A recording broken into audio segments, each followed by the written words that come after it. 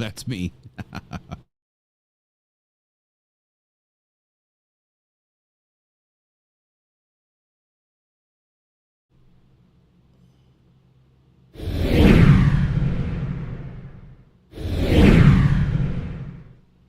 All right. Hey, good morning. Welcome to the Rise and Grind Morning Show, 8:10 a.m. on June 21st. It is Friday, everybody. It is Friday. Hopefully we all have audio other than the intro. So not real sure what's going on here. I fixed it yesterday with Streamlabs. I heard the audio this morning when I was playing it in the back studio. And then once I hit live, the audio drops out. So you could hear us breathing in the background or whatever. I don't know why it's doing that, but we'll try to get it fixed this weekend.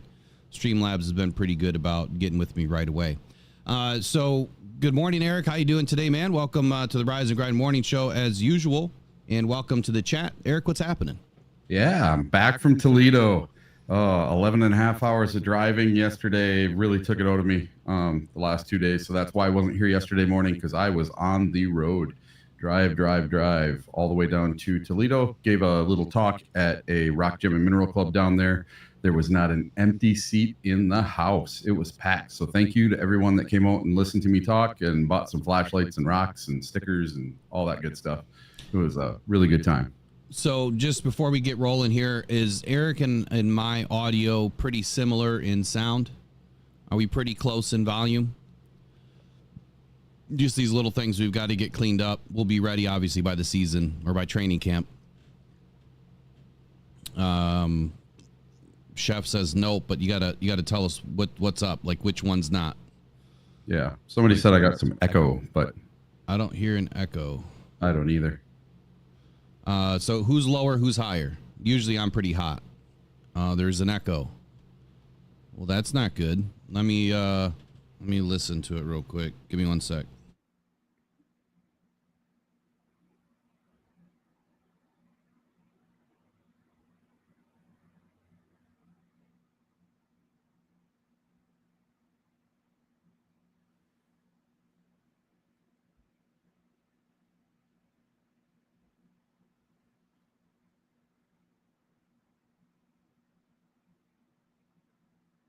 All right, they're saying you're lower than me.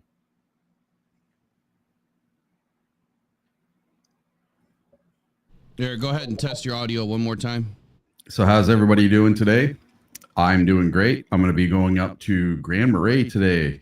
Going to go get some stuff done for my app and map that is coming out July 1st, we're hoping. So I'm putting out 10 secret spots that you can go Uperlite hunting, a place to stay, a place to eat, and something to do during the day. It's going to be awesome map. Paper map's going to be like $20, and my app's going to be 99 cents a month. It's going to be awesome. All right, so you definitely have an echo. I'm not sure how to fix that. Did you join through Streamlabs or did you just join to join? Join. Let me just double check a setting here real quick. Auto ducking should be off. I don't know why it would be echoing. You don't have 2 mics selected. You've only got one. Echo cancellation is on. That was an option when you came in? It says it right here next to the carrot. Are you in Streamlabs desktop or Talk Studio? You just joined my collab cam, right? Yeah, I just joined. It just says powered by Streamlabs up in the corner. All right, so do this. Go ahead and drop out and then come back, and we'll see if it fixes itself. Okay. Un momento, por favor. We'll be going here in just a second. But this morning, what we're going to be talking about is Lions Legends Charlie Sanders. I'm going to be doing a look back in an article that I have not reread yet this morning or last night on Brad Holmes, an article that I wrote last year, just kind of curious what I said about the guy and what was coming up for the 2023 season. And then as we get through the morning, we'll have some more time to probably do another Lions Legend. I'll leave it up to you guys if you want to do Joe Schmidt or if you would like to do the Curse episode that I did last year. All right, we got Eric back. Eric, go ahead and say something. Everybody let us know if there's still an echo on Eric's side. All right, I had to fix a few things there. What do you guys think now? Does it sound echoey still? I even turned my fan off. Maybe that was what was doing it. Not fixed. No, Eric is echoing. I don't know what that's all about. I don't know how to fix it. I don't know how to fix it because it's there's nothing that I can do on my end. Here, let me try this. Did that fix anything? How about now? It sounds better on my end now. I turned the echo cancellation off, and now it seems to be better. Off meaning on or off meaning off? Yeah, there's a button to turn it on or off on the echo cancellation. Uh-huh. I just turned the echo cancellation off, and everything's dead quiet now. Interesting. We'll let everybody tell us what they think because it changed. Saying that they can live with it, so we can just get rolling. Okay. I'll try to fix it tonight when we get done here. So, all right. Right away, I want to thank you guys again last night for supporting Earl Hodwalker. I think we reached a goal, definitely with the donation that is going to be a match by Rocked On Podcast Network. We were going to match the first 250 in the first 72 hours. Well, that was blown away right away. You guys jumped out to an early lead in this race. And shout out to Casey. Casey dropped 500 ducats on this huge donation by Casey. He is exceptional at helping others and being part of a lot of these foundations and donations. So everybody, though, every dollar mattered big time. There's not any difference to me between $1 and 500. It's just helping somebody else is the key. And you guys did a great job. I posted some links in the live chat. If you guys still want to get in the raffle on the helmets, like I said last night, I capped it at 300, but we'll do 3 helmets for every $100 we bring in. We'll raffle off 3 helmets. If you don't win on the first go around, you're still entered. If you win the first one, you can't be entered in the second one. You know how it goes. And then the GoFundMe is still rolling, of course. And let's see where we're at right now in the GoFundMe. We're just under $1,100, but with the Buy Me a Coffee and my donation, we are going to break the 1,600. Obviously, more is the goal. So we're going to keep it rolling for a week. All the descriptions will have links to both. Once the Buy Me a Coffee is filled up, then we're just going to transition to GoFundMe only. But you guys are awesome. And I said this to Eric this morning, man. What an amazing community this has been. Rocked On Podcast Network and the audience that we have, you guys, clearly are the best sponsors and supporters, like I've been saying since day one. Lions fans are some of the most humble, giving people, I think, on the planet. That is why we are the best fan base in the NFL. And you guys don't shy away from doing something for somebody else. So big round of applause to you guys.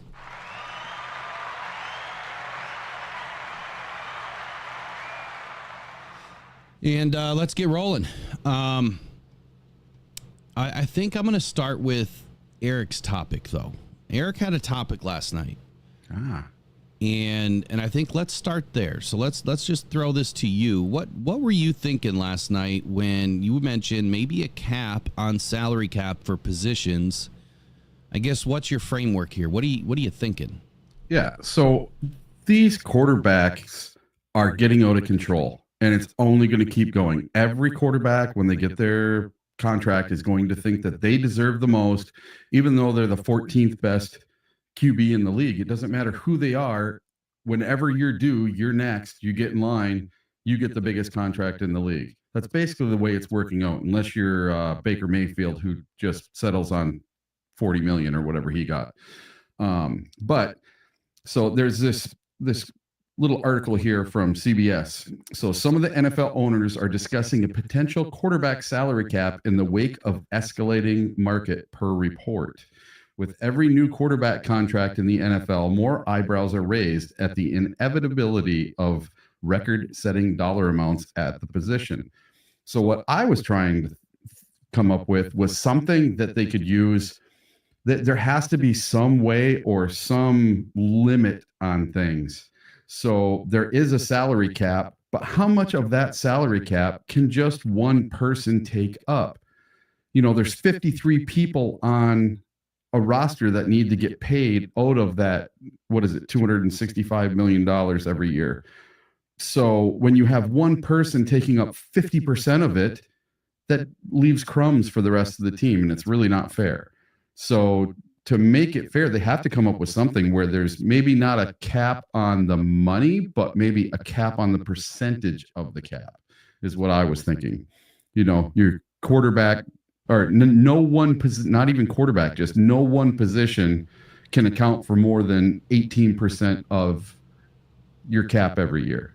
Something like that. Okay. So you're not singling out just the quarterbacks. Yeah, no, I see where you're going with that.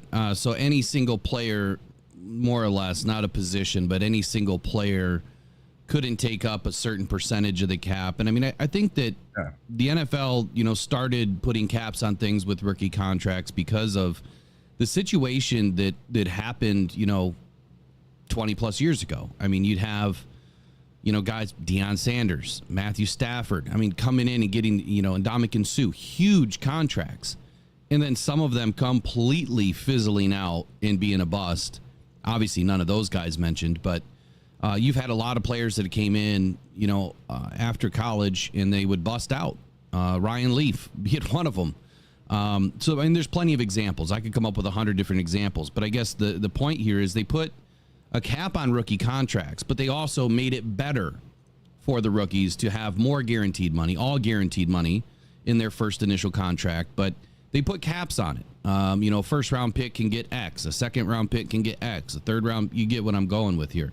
Yep. So to this point of maybe there's a percentage, whatever that percentage is, that a player can't be beyond, but then if you have 5 players that are getting, you know, 18% or 16% or 15%, it still kind of has that same ring to it that you could still have 5, 6, 7 players that are making the bulk of the money, which I think if you look around the majority of teams, you probably have 4 or 5 guys that are getting pretty solid contracts, and your quarterback's probably going to be the most expensive. Your defensive end, your wide receiver, probably going to be 1 and 2. Your left tackle, your right tackle, you know, 3 and 4. Like those are the high. Your cornerback, you know, those are probably the highest paid positions. So, quarterback, defensive end, wide receiver, corner. I mean, tight end, really not so much, but I mean, they're starting to creep up. I mean, you're starting to see, you know, a few players get wide receiver money, but you have about 5 positions on a team. And if you capped it at 80%, well, that's 90% of the total the total cap. This year, you have $255 million that they can kind of divvy up. And if you look at Jared Goff's contract this year, his cap number is $27.2 million. So if we take 255, we divide it by 27.2, that's 9.4% of the cap. And I mean, that's a great number. Solid number. Next year, Jared Goff's cap number is projected to only be 32.6, and the cap is probably going to go up another 25-ish million next year. So that number is going to be even lower than what it is this year. So let's say we're talking 280. So you got 280 divided by 32.6, or the other way around. You know, you're looking at 9.1% of the cap. So his number is solid, but then when you get to 2026, that cap, let's say, is at 300 million. I mean, I would say that they're probably going to be pretty close to 300 million by 2026, but his cap number jumps to 69.6 million, which would give him a cap percentage of roughly 23.2%. So that's where the big jump is.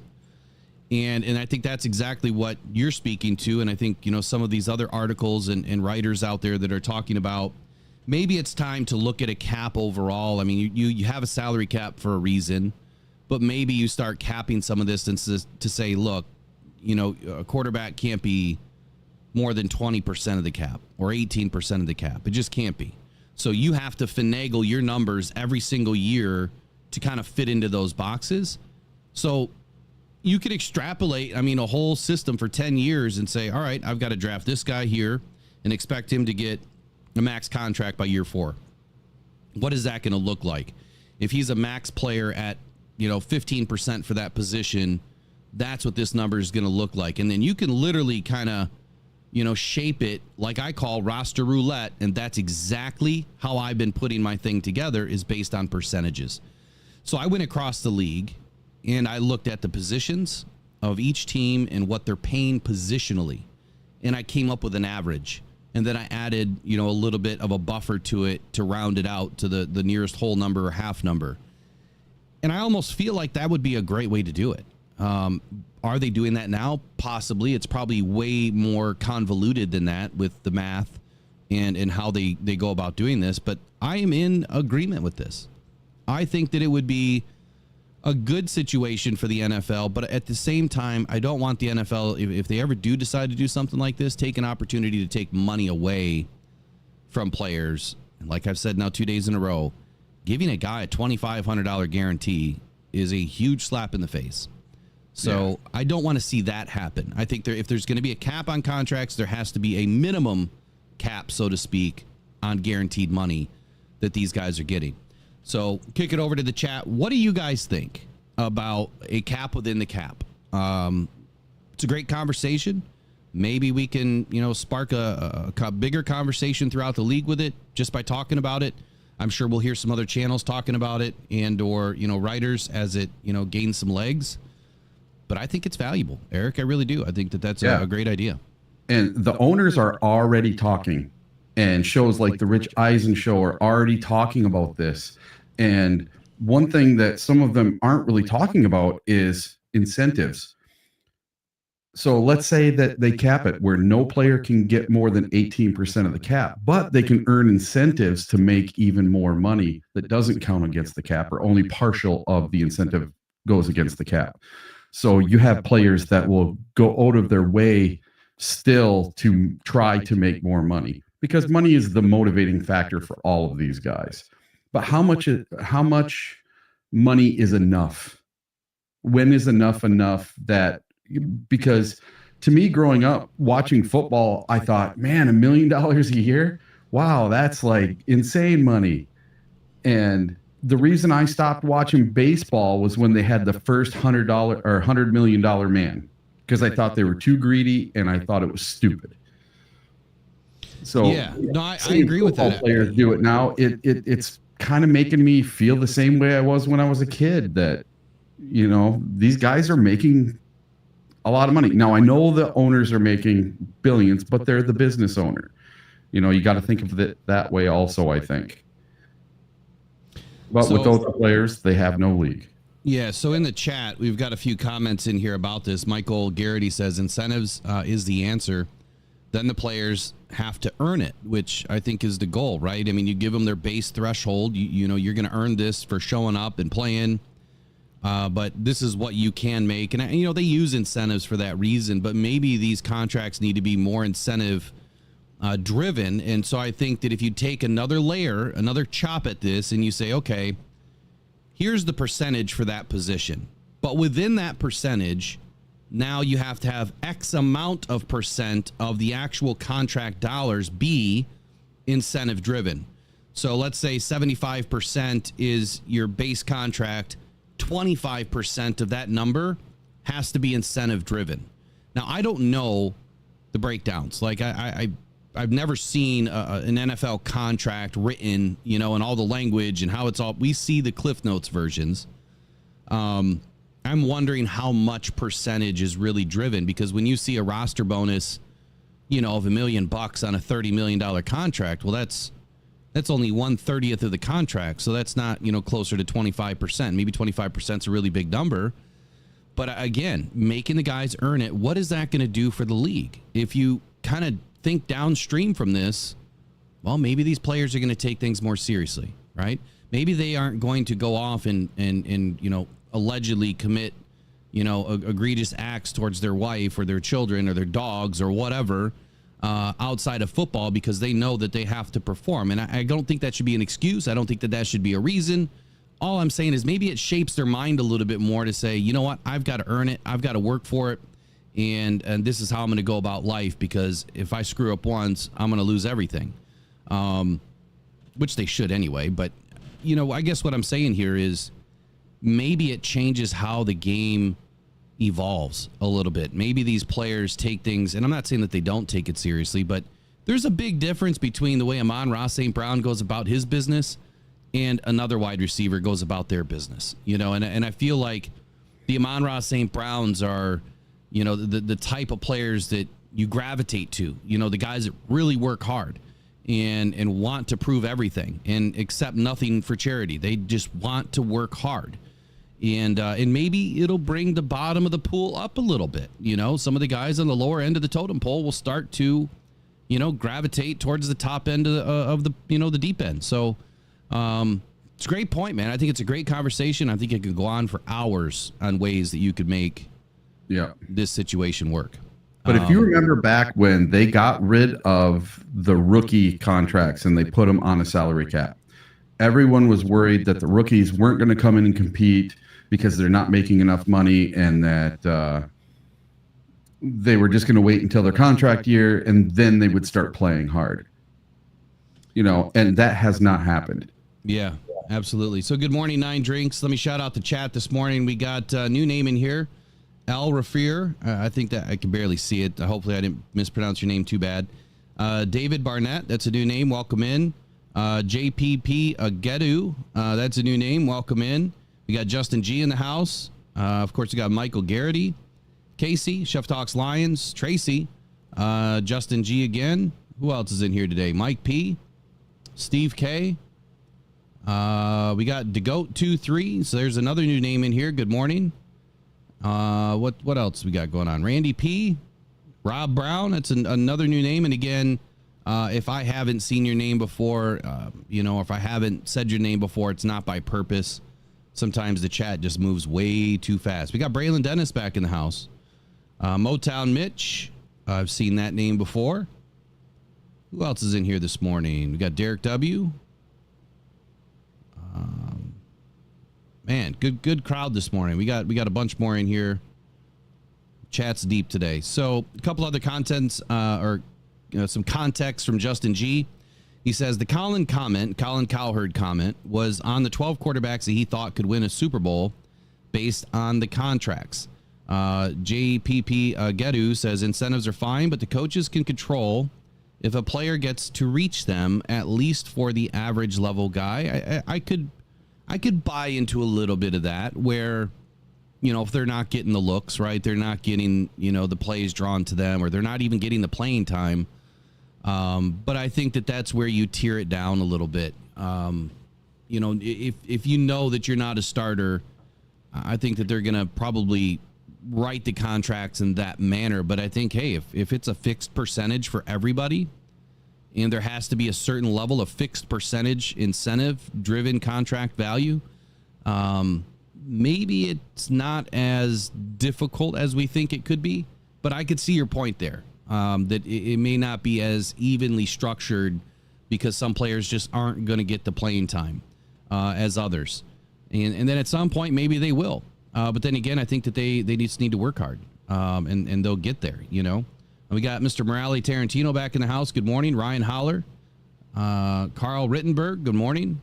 So, part of this conversation here, too, and I didn't hear the Colin Cowherd comment, but if you guys remember a while ago when I was talking about the wide receiver room and Amon-Ra St. Brown's pending, contract that we were waiting, it was going to be a big one. We were waiting. I was thinking it was like 21, 22, 23. That's kind of where I thought, would be a great number for him. 30, I was not happy about. But I went through a list too. And I said, look, go look at the last 10, 12, 20 Super Bowls and tell me how many of the most expensive wide receiver rooms won a Super Bowl. And in the last 10 Super Bowls, only one room, which was the Rams in 2021, won a Super Bowl with the most expensive wide receiver room. And that was because Cooper Kupp just got his deal. And then they brought in Odell Beckham, which I think they paid 10 or 15 million for that season. So that really drove the number up. And he was a free agent acquisition, so it wasn't a core element, but that free agent signing really drove that number up. So there's some truth to this. Just because you have the most expensive player does not mean that you are going to win games. Flat out, end of story. It's the truth. It is the God's honest truth. Just look around. I mean, you can look around the NFL and look at some of the most expensive rosters. I mean, they're all expensive, but if you really look at some of the most expensive rosters when you have just a few players making a ton of money versus it really spread out, that doesn't mean that they're always going to win games. I think it'll be an interesting conversation as we see this season. You know, maybe I'll dive into it in a few weeks. Obviously, we have a little bit of June time here in early July where there's not much going on. I could probably give myself a project where we'll break down some of the most expensive rosters by the fewest players making up the most amount of money. Let's see how many games they win this year. And I think that's what I'm trying to say, you know, see who wins and who doesn't. Anything else you want to add to your topic this morning before we move on? Just if the league is already talking about it, then something needs to change. And no system's going to be perfect. It doesn't matter what it is. It's not going to be perfect. Just like the rookie salary scale isn't perfect, but it's working. So we can get something that works better than what we have now. I say I'm all for it. There was some conversation last year, you know, about collusion on the running backs. Yeah. And I think that's kind of where this is going too with the quarterbacks, that you just don't know what these 32 NFL owners and Roger Goodell, you know, you don't really know what their conversations are, you know, and I kind of said it yesterday that, you know, maybe they get in a room and they say, look, Dak Prescott wants $65 million. I'm not paying him. You know, if Jerry's, I'm not paying him. But when he comes knocking on your door, when his agent gives you a call, don't pay him. I'm not saying that you can't hire the guy, but don't pay him 65. You've got to keep that number under X amount of dollars, because if you keep that number under, well, he's going to have to play for somebody. And if we can manage to all be on the same board together and drive that number down, it'll affect every contract below it and any new contract coming after it. So who knows? And I use the term collusion loosely.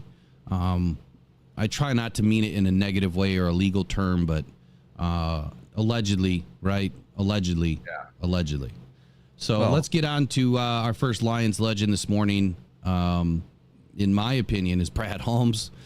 He's already a legend in Detroit. So I want to read this article that I wrote on March 23rd, 2023. And I don't know where I came up with this heading. Holmes is good at leading a horse to water, only to find an empty watering hole. Don't know what I was thinking when I wrote that, but let's find out. It could be interesting. It could be a bunch of nothing, but let's find out. So the first subject is, are the Detroit Lions poised to draft a quarterback in 2023? And here's what Will Rock had to say. In February of 2023, Brad Holmes was in Indianapolis for the Combine, where he ran through the gauntlet of interviews about the status of the Lions offseason and what to expect for free agency and the upcoming draft. As expected, Holmes was as elusive as a big cat in the brush. Plenty of pun intended there. Leaving all of us to wonder what was coming next. When Brad Holmes sat down with Michael Smith, NFL on NBC, he assured the audience that Jared Goff is the starter. He is their guy. Holmes made sure to point out that he was personally responsible for not surrounding Goff with the weapons that he needed to be successful in 2021, stating that the resiliency Goff has embraced and bouncing back in 2022 is nothing short of the elite level Goff has displayed since entering the league in 2016. Truth? I mean, what do you think about that initial statement there? I mean, it's kind of reigned true so far. Goff was their guy. And I think that at this point, we have seen that Goff is their guy. He just re-signed a big deal. Second subheading here is Holmes asked about the plan for quarterback given the high draft picks. And you guys know that I try to really look at the psychology of everything and the mannerisms of how people speak and the things that they say. I try to pick up on all the little nuances, and I'm hoping that I wrote some of it in this, but let's find out. Smith asked Holmes about quarterback position plan, stating that the Lions are not desperate for change at the position with Goff at the helm, but Smith pointed out that the Lions are not expected to draft this high again anytime soon. asking Holmes if taking a quarterback with the 6th overall pick is an option.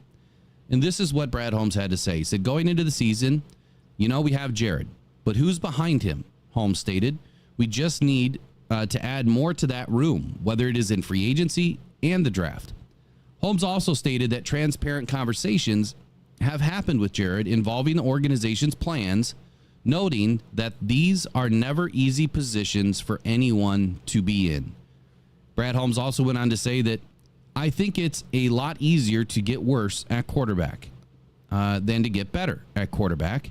And so in this league, we are never going to turn down a good football player. So if there's a football player we love, we are going to make sure every stone is unturned. But I do think that Jared has proven to everybody that he is the starting quarterback for us.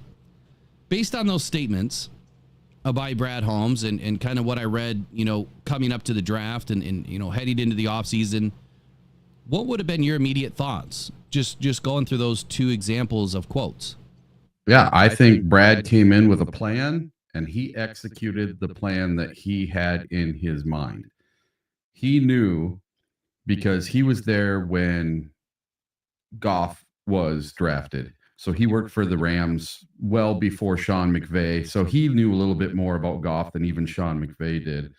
And he knew there was something to this kid and knew what he had in him. So bringing him to the Lions to him was a no-brainer. And he put all of his trust in bringing in this Goff kid. And if he works, great. If he doesn't, man, after 2 years, we can give him the boot. We don't owe him anything. Let's go. So I think it worked out. It's genius. It worked out great.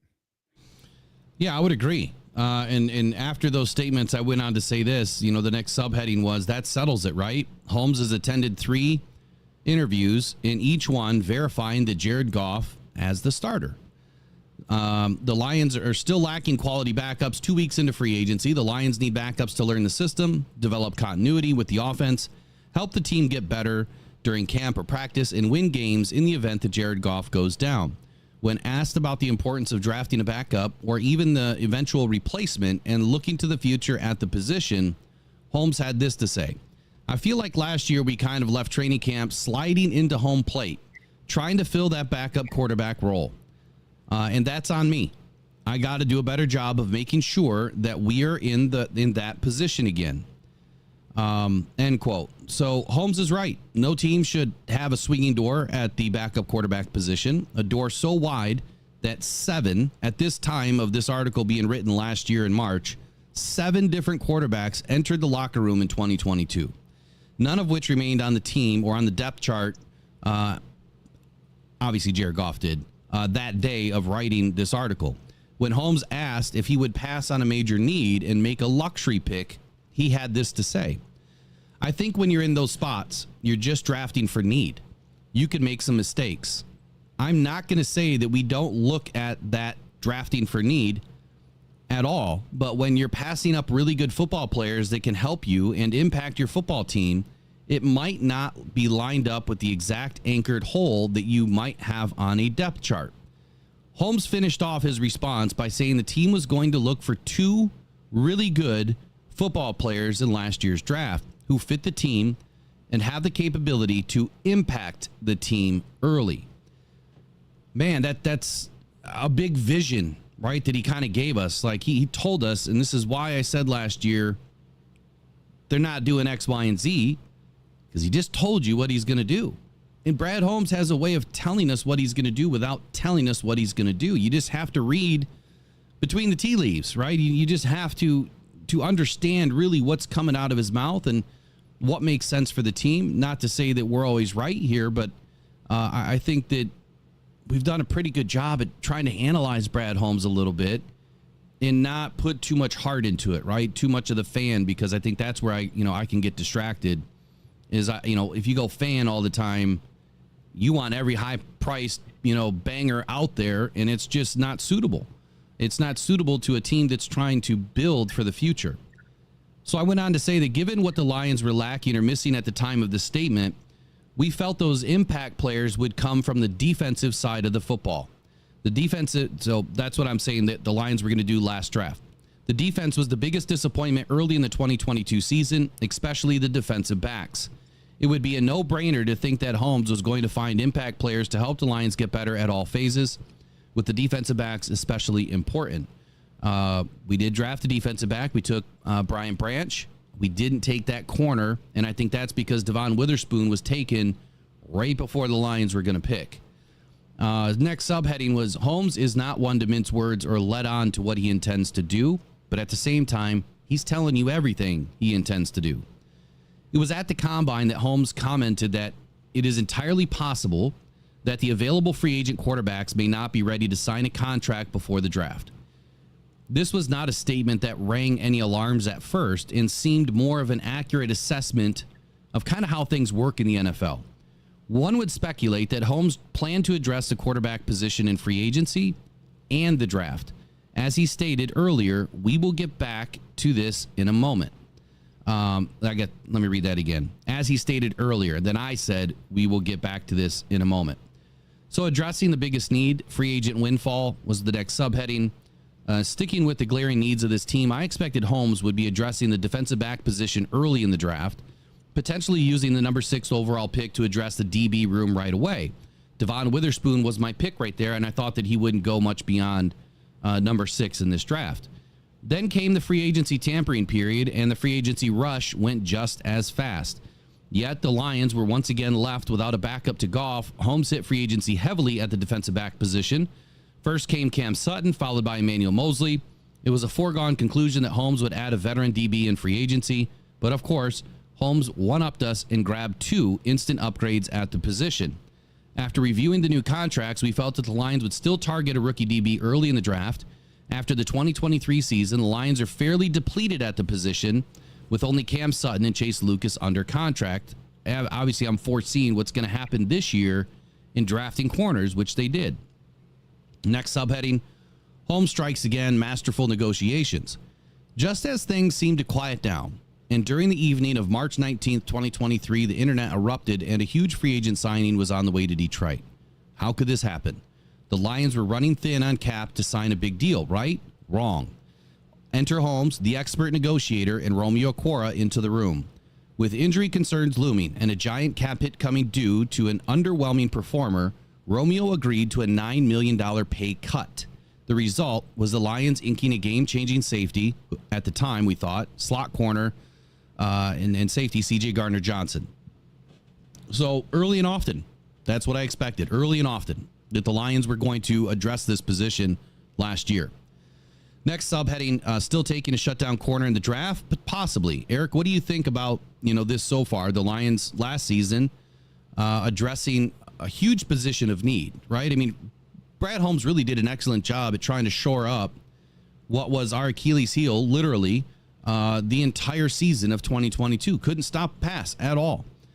Same thing in 2023 because the players that we selected either hurt, Manuel Mosley came back and then didn't, and then C.J. Gardner came, into the first 2 games, got injured, and then gone for the entire season. So when you saw these plays by Brad Holmes in the free agency market, what were your immediate thoughts? Well, this is what I think now looking back on it, that Brad Holmes was forced into making a mistake. He was forced to try to buy a secondary, and that doesn't work. Now he's building a secondary, and I think that is going to work. I agree with all that, 100%. We've bought at a minimal margin, with Carlton Davis. I mean, yeah, it's a $15 million deal, but he backed that up with a solid deal for Amik Robertson, and then obviously grabbing 2 corners this year early. Yeah. So my next subheading, again, this was written last year. Still taking a shutdown corner in the draft. The DB room is about as scary as it has ever been. Emmanuel Mosley's been added to the team. C.J. Gardner's been added to the team. Cam Sutton's been added to the team. We had a few guys from the roster of 2022 that we felt could maybe make a leap if all of these guys were able to play. That didn't happen. But anyway, Brad Holmes has masterfully assembled one of the deepest and most financially sound rosters that the Lions organization has ever seen. I still expect and felt confident a top DB is selected in the first or second round. Remind me, where did we get Brian Branch? 34, 32, 34, 34. Yeah, second round, and we traded with the Packers to go back up. I think it was 34, if memory serves me right. The next subheading is Sunday night. The bullshit meter went off. And I mean that with every ounce of respect and admiration for Brad Holmes. He is leading us all to an empty watering hole. So this is where we kind of come back, right? It all kind of makes sense now. He is leading us all to the empty watering hole and filling us up with sly comments and GM speak. This guy is playing expert level chess while everyone else is in their diapers playing marbles in the sandbox. It simply occurred to me that Mr. Brad Holmes may have been leading the media and NFL GMs in circles. Holmes put on a clinic at the press conferences and interviews, having us believing that quarterback was off the table in the first round or any round. As I mentioned earlier, Holmes stated he was addressing the backup quarterback role in free agency and the draft. He has not addressed it in free agency. So clearly, it's the draft.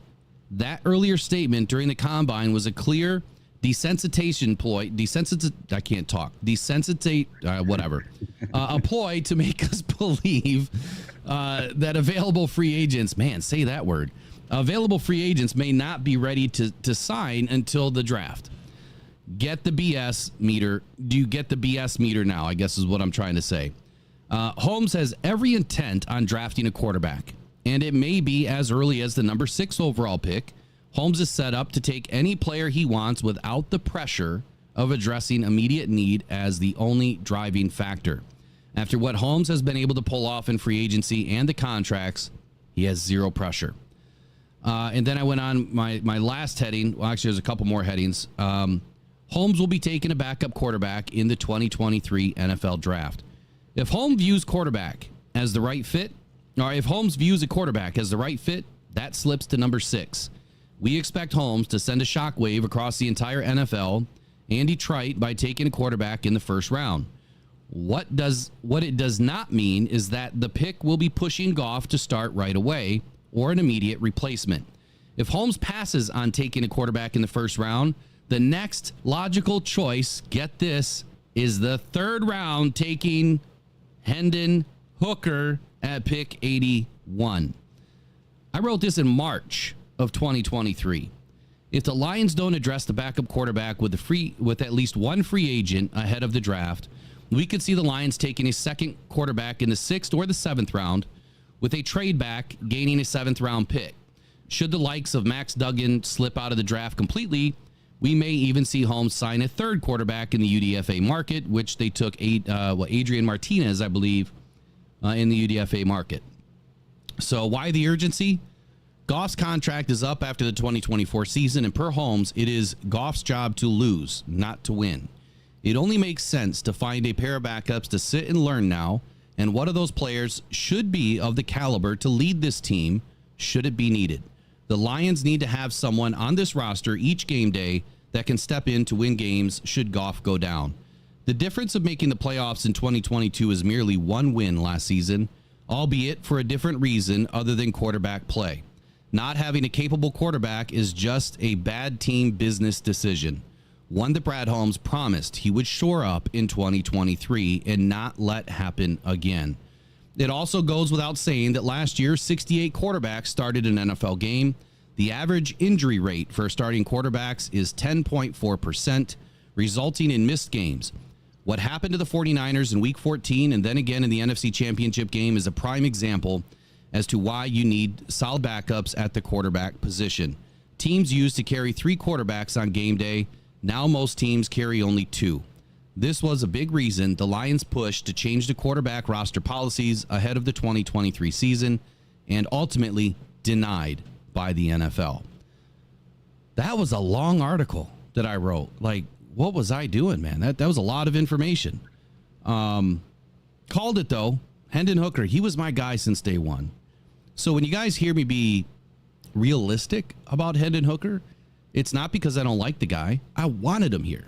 I thought that he was going to be drafted by the Lions. When did I write this again? March 23rd of 2023. So a full month before the draft.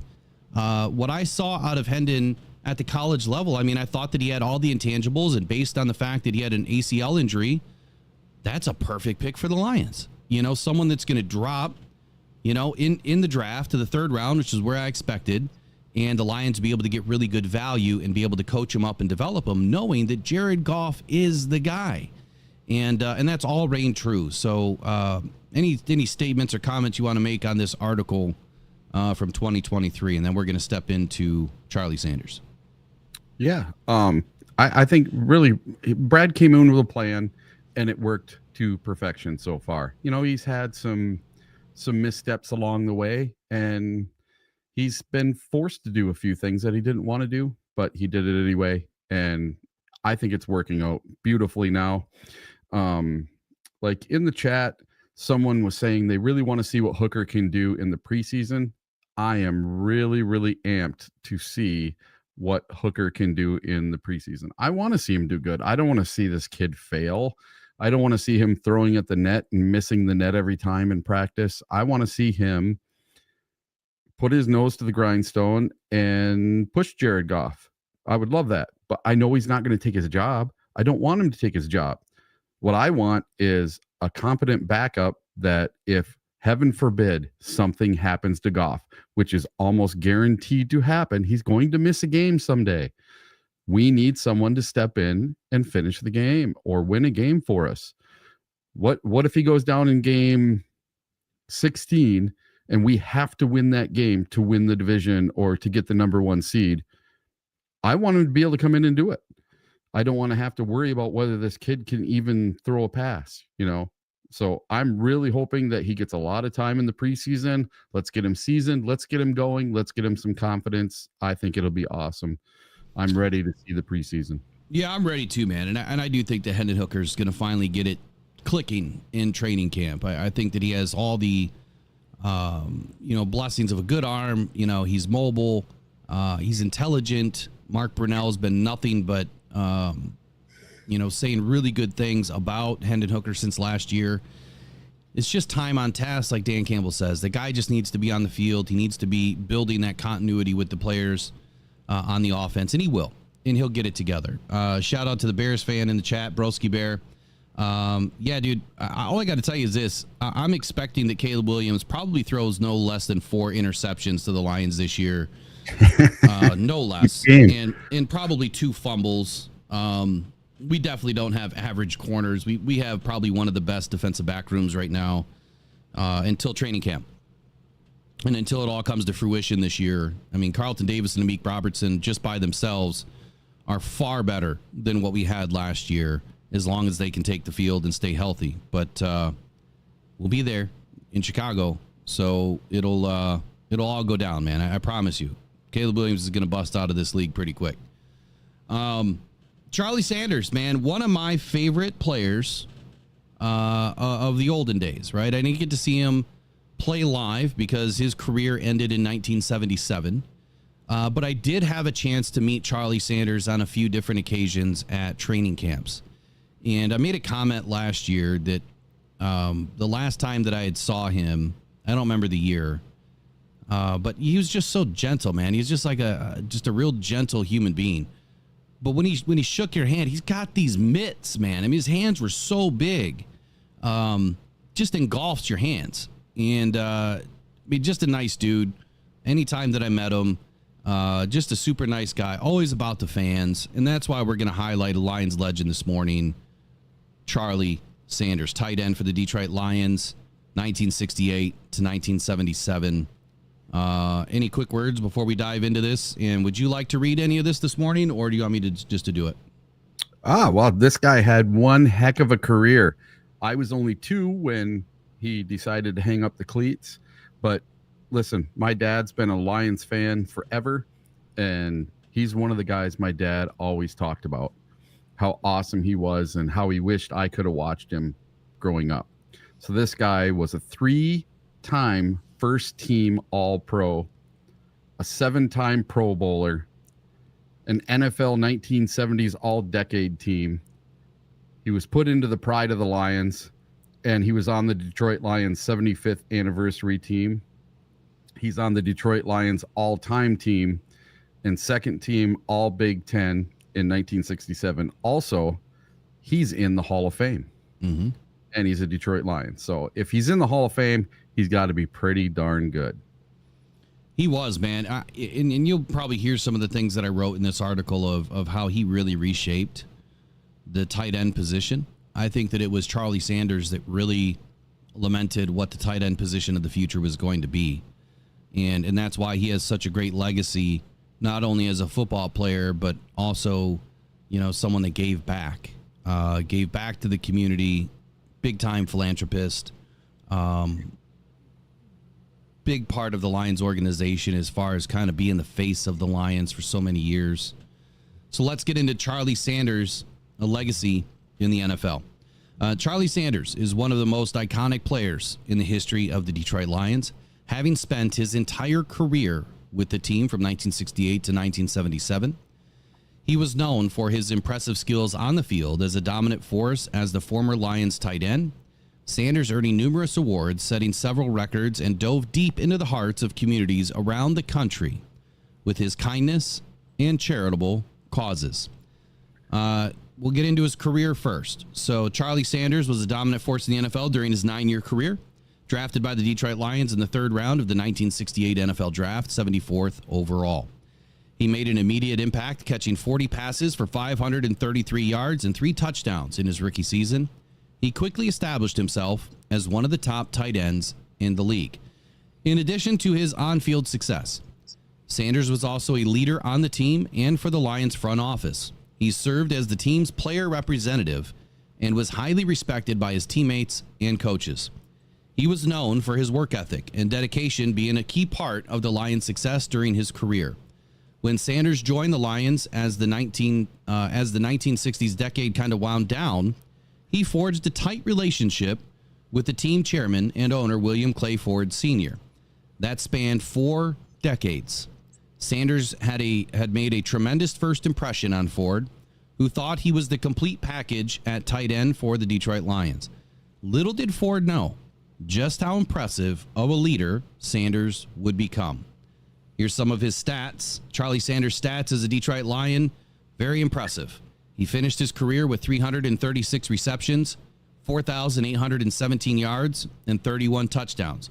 Now, let me remind you that during this era of tight ends, and really until probably the early 2000s, like if a tight end had 500 yards, that was crazy good. You had plenty of really good tight ends that came into the league, end of the 90s, early 2000s and beyond, that if they had 500 yards as a rookie, exceptional. And he did that. And that's why he really kind of reshaped what the tight end position was supposed to be in the NFL. And I believe more or less responsible, for it early on until, other players came into the league. But he also rushed for 39 yards on 9 carries and threw 1 touchdown pass during his time as a Detroit Lion. One of his most impressive records is his 70-yard touchdown reception in 1968, which was the longest touchdown reception by a tight end in Lions history. Sanders set several records during his time with the Lions. He became the first tight end in NFL history to catch 40 passes in each of his first 3 seasons. He also set the Lions franchise record for career receptions, a record that stood for over 2 decades. So like I just said, back then, tight ends were not widely used as much as they are today. The fact that catching 40 passes was a record, and to do it 3 seasons in a row, and he set that record, should tell you just how good he was during this period of the NFL. Sanders was a 7-time Pro Bowler during his career, earning the honor in 68 to 1970, 74 through 76. He was also named a first-team All-Pro 3 times between 69, 70, and 71. Some of his awards during his 10-year career with the Detroit Lions, Charlie Sanders earned numerous awards and honors. In addition to his 7 Pro Bowls, I think I have a mistake here. Hold on. In addition to his 7 Pro Bowl selections and 3 first-team All-Pro selections, he was also named to the NFL 1970s All-Decade Team. Sanders was selected into the Michigan Sports Hall of Fame in 2000, the NFL 70s All-Decade Team, the pride of the Lions, University of Minnesota Athletic M Club Hall of Famer, North Carolina Sports Hall of Fame, and the Detroit Lions 75th anniversary all-time team. Sanders' number 88 was retired by the Detroit Lions in 2007. The same year, he was inducted into the Pro Football Hall of Fame. The jersey is a reminder at Ford Field today, forever cementing his legacy as one of the greatest tight ends in NFL history. When William Clay Ford Sr. presented Sanders, to the Pro Football Hall of Fame, he gushed about Charlie's speed, catching prowess, toughness, and blocking abilities. And he had this quote: "Charlie is what you look for today in a tight end. He was a pioneer at the position. You knew he was Hall of Fame material. He looked that way right off the bat." Henry Ford and him, spanned this relationship for a very long time. And I think I touch on some of this stuff here. But he worked for the front office for like 3 decades after his football career. His only career was the Detroit Lions forever. I mean, that's just what he did. He was a leader. He was a friend. He was also a poet. And I found this poem that he wrote intriguing to kind of fit his end of life and when it came. And we'll touch on that as well. But in addition to his impressive stats and records, Sanders was also known for his impact off the field. Sanders worked in the team's community relations department and served as a spokesman for the United Way, the March of Dimes, and later honored by St. Jude's for his charitable work. He created the Charlie Sanders Foundation in 2007, which provided 2 college scholarships per year for students from Monroe, Michigan, and his home state in North Carolina. In 2012, he began the Have a Heart, Save a Life program, raising awareness and funds to provide heart EKG screenings to young students playing sports at the high school level. The tragic death of a high school basketball player, Wes Leonard, due to cardiac failure in 2011 is what inspired Sanders to start the foundation. Sanders was joined at fundraising events by other legends of Michigan sports. Tom Izzo, MSU basketball coach, lauded Charlie as one of the best men on the planet. In August of 2012, the inaugural Charlie Sanders Have a Heart, Save a Life celebrity golf outing was held in West Bloomfield, Michigan.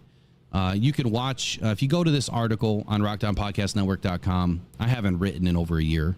I don't know if I'll pick it back up again, but you can watch the Fox 2 special, and there's just a lot of great people there, really helping him do, what he wanted to do and giving back and raising awareness for young athletes. When Sanders turned pro in 1968, he forged a lifelong bond with his Lions teammates Mel Farr, Lem Barney, Piston star Dave Bing. The 4 men, who called themselves the Boardroom, frequently met and talked about the impact of African-American athletes beyond their sporting careers. Sanders spent 43 years with the Lions franchise, the longest tenure by any person, employee of the Lions or the Ford family.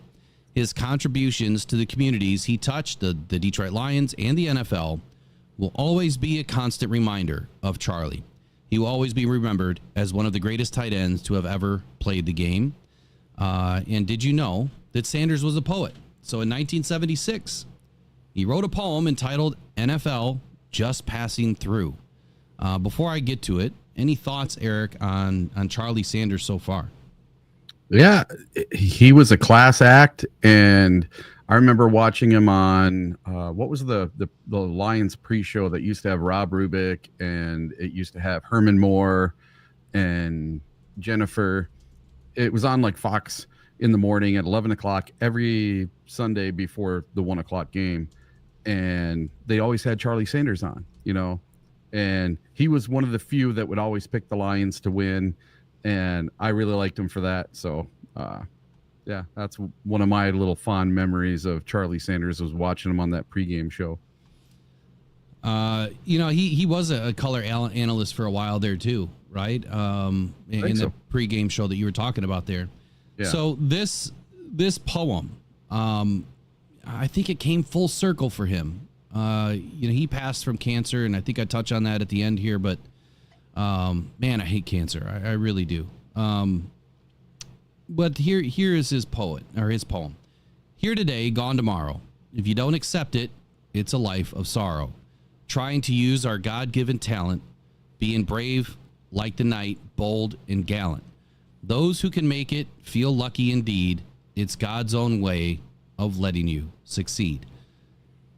At the end of his life, I feel like I said, like it really rang true, that poem, that you're here today, you're gone tomorrow. If you don't accept it, it's a life of sorrow. So you have to accept the fact, right? Think of what he's trying to say. Accept the fact that we're going to be gone. Live your life to the fullest extent while you're here today. But an amazing person, man. Father and husband, who obviously left us too soon. Sanders developed a malignant tumor behind his right knee, of all places, which was discovered while he was undergoing knee replacement surgery. Sanders underwent treatment, but later died on July 2nd, 2015 from cancer at the age of 68. Sanders left behind Georgiana and their 9 children, Mia, Sharice, Mary Jo, Georgiana Jr., Charlie Jr., Nathalie, Talisa, Wayne, and Jordan. In conclusion here, he was one of the most dominant players in the history of the Detroit Lions during that era. Changing the game for modern-day tight ends, Charlie was a true legend to the NFL in every imaginable way, both on and off the field. But to Charlie, his legacy meant more than just playing football. His true spirit, leadership, and willingness to raise awareness and help so many people off of the field was his true passion in life. Through his charitable efforts, the foundation, and outpouring of support, Charlie achieved his true legacy, a legacy that meant helping others. Being a devoted father and husband all came first. Charlie continues to inspire many of us till this day, and his legacy, impact, and achievements will always be celebrated by fans of the NFL, and especially the Detroit Lions organization.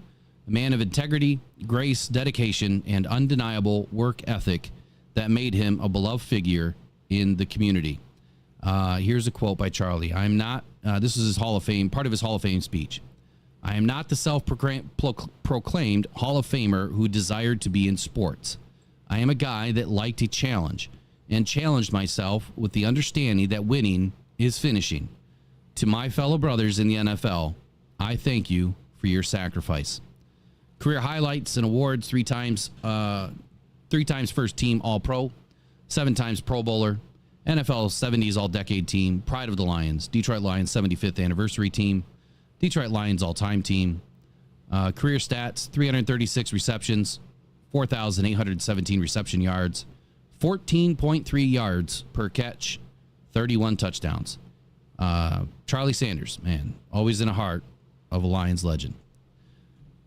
Awesome guy, dude. I mean, seriously, like, just browsing the internet about Charlie Sanders and all the pictures you see and all the people's lives that he touched. And, when I came across a lot of the things that I was researching, this is part of the reason why last year, obviously me battling cancer, in trying to get through it and trying to find a way in an outlet, which is this. Charlie also found a way to give back and to get through his time battling cancer, still trying to give back up until the last day that he was on this planet. And I think it's a huge inspiration to me to try to follow in those footsteps, right? I mean, I've always wanted to start a foundation so that we can do bigger and better things for more people. And that's the ultimate goal. And we will get there someday. So want to thank Charlie and his family for providing a lot of this information and obviously being the great humans that they are. Exceptional Detroit Lion. So any final words here on Charlie? I just wonder, now that we have Sam Laporta, how fast is he going to break some of these records? And we had Hawkinson. We've been pretty good at tight end recently. No more Eric Ebrons and all the 80 million guys before that. So it seems like we haven't had a real solid tight end since Charlie Sanders back in the 70s. Somebody that was breaking records and going All-Pro and going to Pro Bowls. I really think that Sam Laporta is going to follow in the footsteps of Charlie Sanders as being a revolutionary tight end for the Detroit Lions. Yeah, I mean, Laporta really already has. I think he's already smashed all of the records. I mean, not just the Lions, but a large part of the NFL records. I mean, he was teetering on becoming the best rookie tight end ever in beating Mike Ditka. Most receptions in a season as a rookie, 86. Most receiving yards in a season, 889, which is, I believe, a Lions record. The NFL record, I think, is around 1,200 with Mike Ditka. Most receiving touchdowns in a season 10 for Sam Laporta. It's a Lions record for a tight end. Most receiving yards in a rookie game, 140. That's an NFL record and a Lions record, I believe. Tight end rookie reception record, 82 in Week 18 against the Minnesota Vikings. Double-digit touchdowns in a rookie season. He joined Rob Gronkowski and Mike Ditka with 10 touchdowns in their rookie seasons. First Lions rookie tight end to earn a Pro Bowl nod since 1968. Wait a second. What year is that? Charlie Sanders. Yep. Charlie Sanders' first year. So yeah, there's some parity there. There's definitely some parity there. Absolutely. I like it. Absolutely. Yep. Next up, we'll end the show on Joe Schmidt, but let's get into the chat. What do you guys think here of Charlie Sanders? Chef Talks Lions says, if you play for the Lions and your last name is Sanders, you will be great. Brent says, good morning, Chef and J Mommy. Carl Rittenberg says, Sanders was the first tight end to be used to stretch the field, which was unheard of back then. Exactly right. Exactly right. Mike P says, Sanders, John Mackey, Mike Ditka, all were position changers in the NFL. 1,000%. There's not a lot of air at the top, right? And Charlie was at the top of his game. Very impactful person, on and off the field as a player, but as a person, as somebody that just wanted to do more. And I'm going to grab a little bit of inspiration from him to continue on with doing more for Earl Howdwalker, and continue to help push his goal above and beyond what he wanted to reach.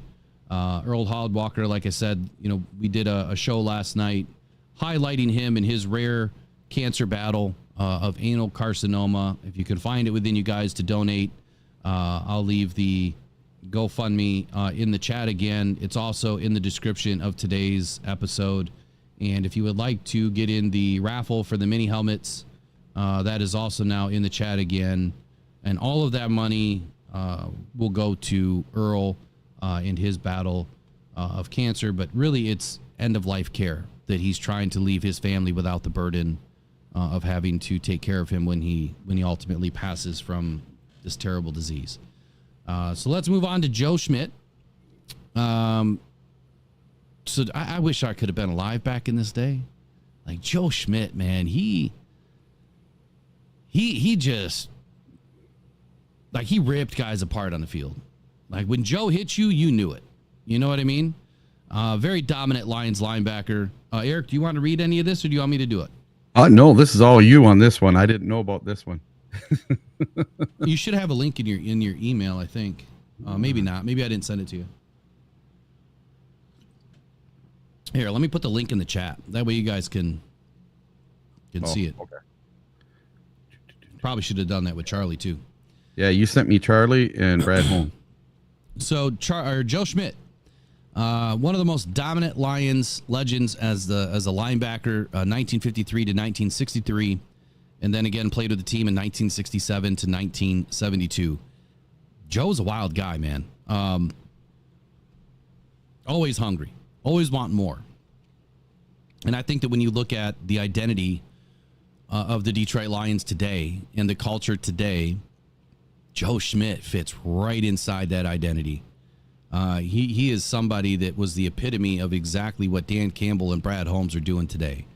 But Joe Schmidt, dominant Detroit Lions linebacker, former NFL. Joe Schmidt was a former NFL linebacker who spent his entire career with the Detroit Lions. He was a dominant force on the field and a leader both on and off the field. Common theme here. We dive in here to look at Schmidt's career, his impressive stats, and the awards he earned throughout his time in the NFL. Career-wise, so Schmidt was drafted by the Detroit Lions in the 7th round of the 1953 NFL Draft. He quickly established himself as one of the top linebackers in the league and became a staple in the Lions defense. Schmidt spent 13 seasons with the Lions and was a key player in the team's success during the 50s and the 60s. He was known for his tough, physical play and his ability to read and diagnose plays. Some of his stats, a quick-handed Schmidt put up impressive stats for a linebacker. He recorded 25 interceptions and recovered 17 fumbles during his career. Let me say that again. 25 interceptions. Stats obviously came through sources online.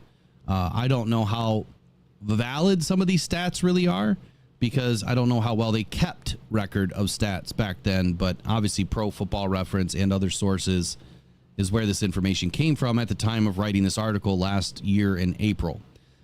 He was known for his ability to stuff the run and was a dominant force against the run during his time in the NFL.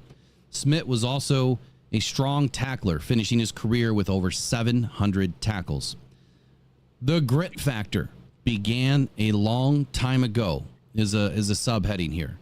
And when Schmidt started playing pro football, the Lions were traditionally a very strong defensive team. Yet within a very short time after his first pro game, Joe was the defensive leader of the Lions. He anticipated plays with uncanny accuracy. He was a deadly tackler and strong enough to power past a would-be blocker to blow up the play. Later in his career, he was the team's field captain for 9 straight seasons. His teammates voted him the most valuable player 4 times. For Schmidt, it wasn't the honors this man accepted or the awards he racked up. Perhaps the finest accolade an athlete can earn is the universal respect of his coaches, opponents, and teammates. Joe earned this kind of acclaim in abundance, so much so that 2 seasons after retirement from playing in the league, Schmidt became the head coach of the Detroit Lions from 1967 to 1972. Joe also can have the satisfaction of knowing that his presence played a big role in changing how defenses played in professional football. Schmidt didn't exactly create the middle linebacker position, but he was the first to play the position with such finesse that anyone could see the growing value of the defensive quarterback in the new 4-3 system. Some of Joe Schmidt's awards, he earned recognition from the NFL and its fans. He was selected to 8 Pro Bowls and was named the Defensive Player of the Year in 1960. Schmidt was also named to the NFL's All-Decade Team for the 1950s, was voted to the NFL All-League Team 10 times, and inducted into the Pro Football Hall of Fame in 1973. In my conclusion here about Joe Schmidt, and I know it's kind of a short article, but he was one of the greatest linebackers in NFL history, especially during the era of when the Detroit Lions were somebody, winning championships. His impressive stats and numerous awards are a testament to his talent and dedication to the sport of football. Schmidt's contributions to the Detroit Lions will always be remembered, and he will forever hold a place in the hearts of Lions fans as one of the greatest players to ever wear the Honolulu blue and silver, which I don't know if it was actually Honolulu blue back then. His toughness, physicality, and ability to read and diagnose plays set him apart as one of the best linebackers to ever play the game. Joe Schmidt will always be remembered as a Detroit Lions legend and one of the greatest linebackers in NFL history.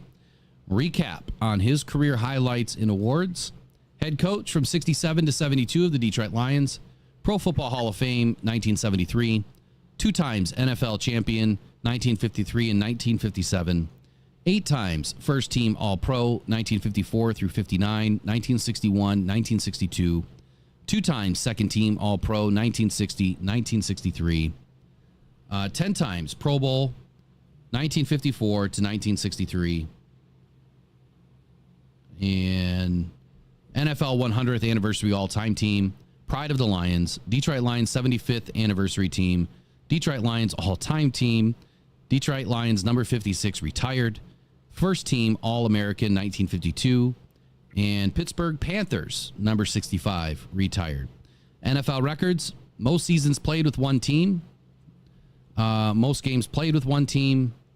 NFL career statistics, interceptions 25, interception yards 294, fumbles recovered 17, touchdowns 3, tackles 700 unofficial, as you know, some of those stats are pretty hard to nail down. But Joe Schmidt, look, I would definitely recommend you guys look up some Joe Schmidt, on the old interwebs, because there's just some great information out there about who this guy was and his leadership, obviously on and off the field. I mean, a player becoming a coach, I don't think it gets any better than that.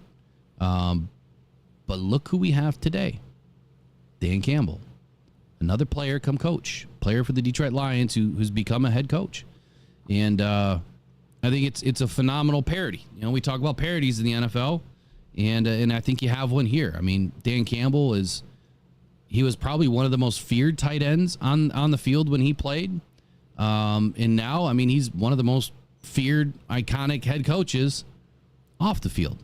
And instilling that same type of grit that we talk about, and energy and fierceness on the field today as a head coach. So it's definitely interesting how things kind of come full circle with a few players and now coaches for the Lions. So anything you want to add to Joe Schmidt or anything at all?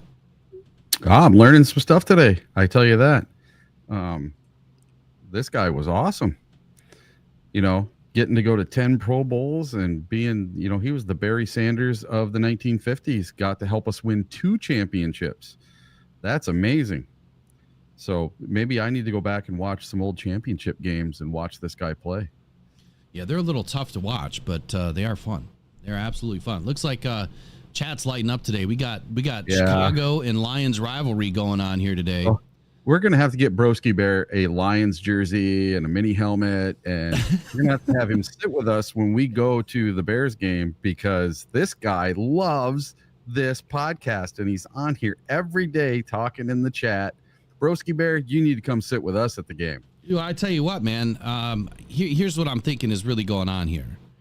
I think that he's kind of fallen in love with the Lions. Yep. You know what I mean? And maybe he's kind of selling out the Bears that really haven't been a great team ever, or at least in a very long time.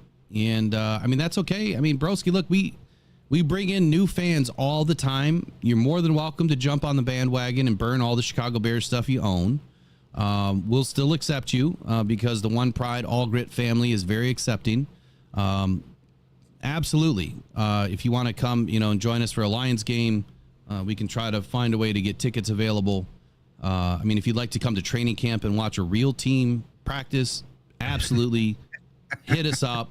We'll make sure. I'm just messing with you, man. But seriously, you must be loving the Lions, and that's all right. It's all good. But I do appreciate you watching the show. I absolutely do. We just try to keep it light, airy, and have fun in the chat. It's all good to have debates, as long as we're respectful to everybody. That's the only thing that we request anyway. So I think I figured out Broski Bear. I think this is his burner account, and it's Adam Rank. It's Adam Rank's burner account is Broski Bear.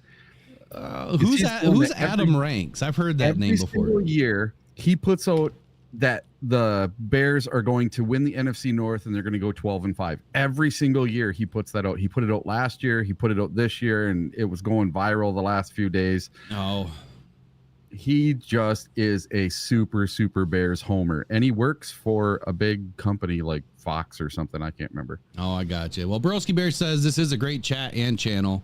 We try to be accepting, man. I mean, that's just the One Pride Detroit Lions way. But we appreciate having you in. Just make sure you guys all stay respectful. That's the only thing that we can ask. So it is coming up on 9:30. I think we've had a good show again today.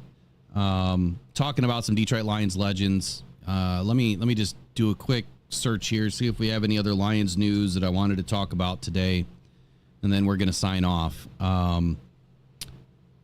Pride of Detroit put out an article just a little while ago that the Detroit Lions were named off-season winners after one of the most productive drafts, which is interesting because just yesterday, we've had some other, articles pop up by, you got Seth Walder, giving the Lions a C, saying that they way overpaid Jared Goff, that it's going to ruin our future.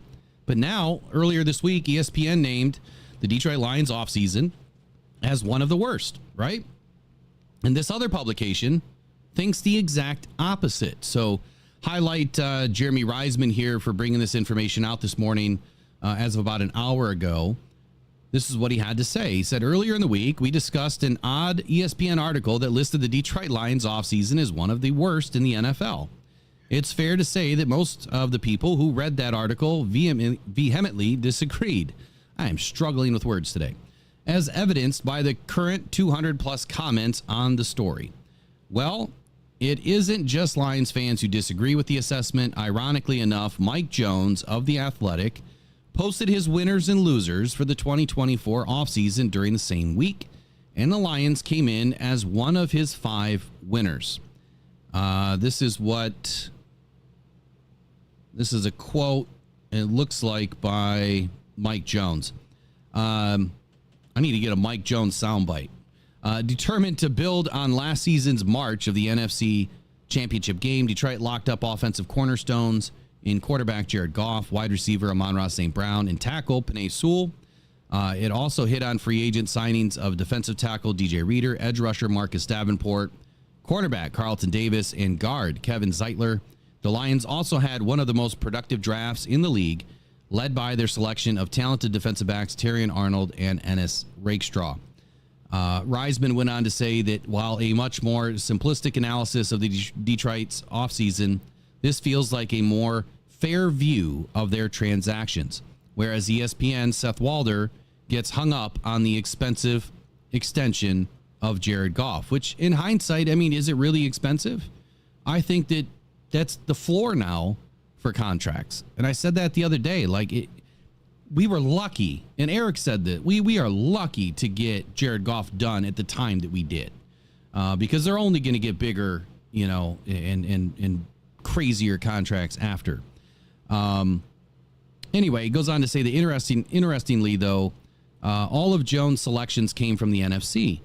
The other 4 winners were the Bears, the Eagles, the Commanders, and the Buccaneers. Last year, the NFC was clearly behind the AFC in overall talented teams. It appears the NFC is starting to close the gap, which is likely one of the many reasons Dan Campbell knew getting back to the conference championship game is going to be even harder this year. I agree. Not a huge Mike Jones fan, but I agree. And not only do I agree with the last statement that it is going to be harder to get back, number one. Number two, the NFC is closing the gap on talent. And that is a big reason as to why it will be much more difficult moving forward, season after season, for the Lions to be able to do what they need to do to win a Lombardi.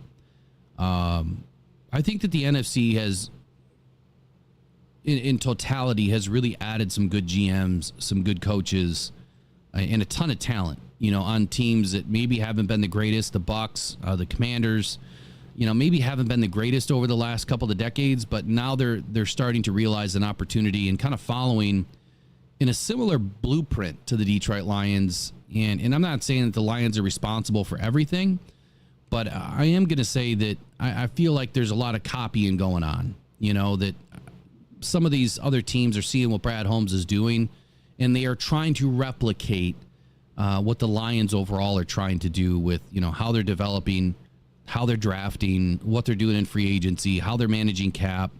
And I think that's a great position to be in because we're leading from the front.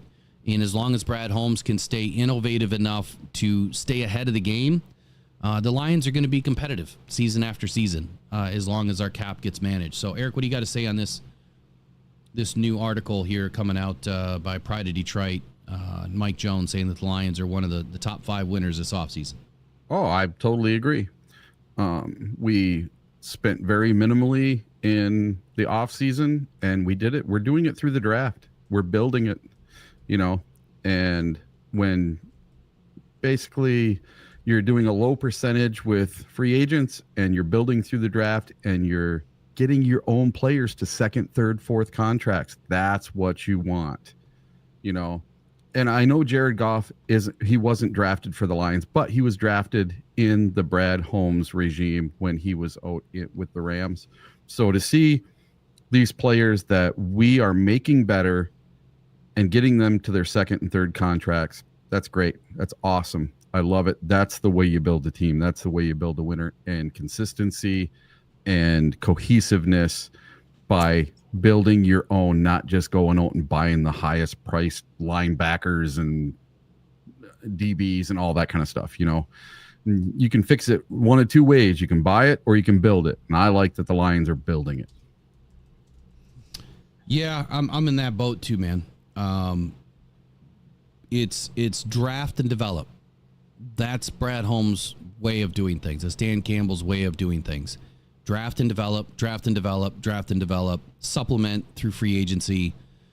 You kind of fill your holes with free agency. You try to keep the cap hits to a minimum, but at the same time, you find good veteran leadership in free agency, and some of those players can be a little bit more expensive.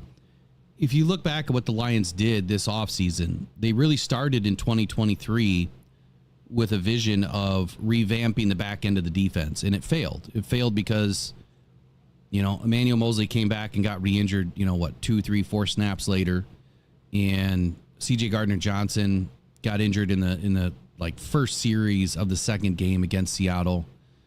So there was 2 players that never came to fruition for the Lions last year. So the only addition that we really made to the back end of the defense was Cam Sutton. And I would say that I think most of us agree now that Cam Sutton was never going to be a number 1. Never should have been there. But he was forced to be there. And I think that, he did okay at times, having to be forced into that position. But I will never believe that he was supposed to be our number 1 corner. And this year, he doubled down. But he didn't just do it in a way of just draft. He went out and grabbed 2 pillars of the DB rooms around the league. And Amik Robertson and Carlton Davis that have exceptional experience. And, man, are they just full of all dog. I mean, they really get after it. They work really hard. They have that, the it factor to them, right? They're hungry.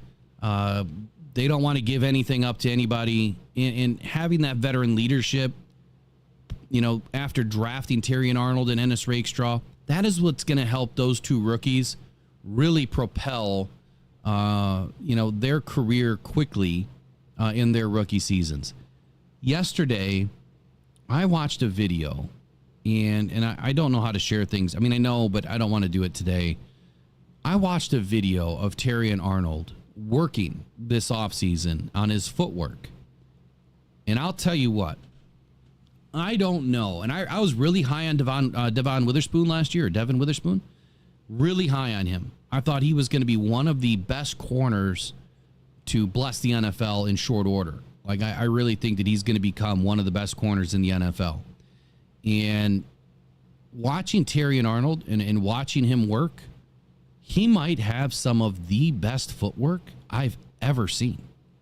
And that's saying a lot because there's some pretty damn good corners that have taken the field for the NFL. And I think that Terrion Arnold might be one of the best. His footwork is so quick and concise. And I mean, he can stick with just about anybody. And he is on you in a heartbeat he was working on man-on-man drills. I'll get a video. I'll do a video and I'll share it potentially today. So look for the notifications. If you guys don't have notifications turned on, please turn them on. A lot of people have been opted out and it's been turned back to personalized instead of all notifications. So if you'd like to know when we're putting things out, you only get 3 notifications a day. So it's not a lot, but it caps it at 3 notifications a day. But turn notifications on so you at least know. That's why our numbers are so bad right now in videos. Everyone's been removed from notifications. I'm not sure why this happens with YouTube, but I was removed from all of my own channels as well. But I'll put this out about Terrion Arnold, and I think that you guys are going to be blown away after watching his footwork. Incredible. Absolutely. Did you see the video? Yeah, it's a great video. Great video. Yeah, I follow him on X, so I see all of his stuff, him driving in the car and him talking and everything he's put out. He even made a whole video about the whole draft process and stuff all on his own, so he could show everybody what he was going through. The kid, what a solid number 1 pick for the Lions. We are truly blessed to have this kid. There's no way we should have gotten him. There's no way he should have fell to 24. And how we worked out a deal with the Cowboys, I will never know. Brad Holmes, you're a genius. It's awesome. Keep it up. Keep going. Yeah. All right. So to end today, again, I can't thank you guys enough for all of your donations last night and all of your support for Earl. Helping others, man. It's a big part of who we are, who we should be, I guess, as humans, right? At least that's my belief. That's my opinion. Helping others is, I think, the best thing that we can do. It seems like this world has gone in so many different crazy directions, and it's like we're falling apart, like, of what we used to be. Even though you may not know somebody, just giving a helping hand or saying some encouraging words can go a long way to healing a lot, of the divide in this country. It's been very divisive over the last, 5, 6, 7 years now. And I think that this is a great way to help, not only someone that really deserves the help, needs the help, but also just kind of being a shining light to somebody else for a moment. So appreciate all you guys' help. Appreciate the Ball Army for stepping up. Appreciate Casey for his huge donation. And let's keep chipping away, and let's keep being great Lions fans and helping our Lions community out. That's what this is all about. So anything else you want to sign off with today? Just, hey, let's keep going. This is awesome. We're going to keep building it. And there's some pretty awesome stuff coming up. Training camp, stuff from us, stuff from you, stuff from me. Keep watching. Thanks, everybody in the chat. It was awesome today. Yeah, great show today. Great chat. Shout out Broski Bear. We'll get you a Lions jersey if you want to come to the right side of the NFC North. Well, I'm sure we can make something happen here. All right, you guys have a wonderful day. It's Friday. We'll put out a couple of videos. I'm going to get Terry and Arnold's working here over the next hour or so, and hopefully you guys enjoy it. It's going to blow your mind. Great video. All right, you guys take care. Go One Pride. Go Detroit Lions. We'll see you later. Bye-bye.